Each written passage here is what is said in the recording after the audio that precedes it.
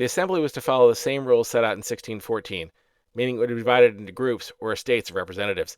Representatives to the first estate would be selected from the clergy of the Catholic Church. The second would set representatives in the nobility, and everyone else would be sent to the third estate.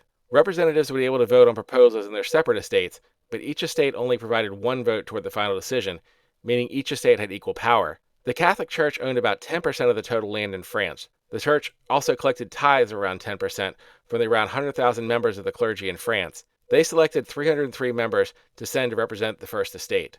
Most were parish priests. Around 400,000 members of the landed nobility existed in France, and they made up the second estate.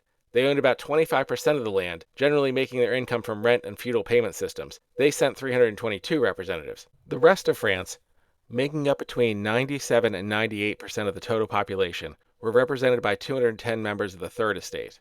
And while the members of the third estate were sent ostensibly to represent the interests of the common folk, they themselves were highly educated. 2/3 held at least some sort of legal qualification, and nearly half worked in what were called venal offices, meaning they had paid government office positions of one kind or another, generally in the judicial system.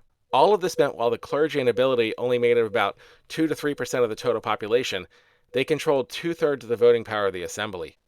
History is awkward.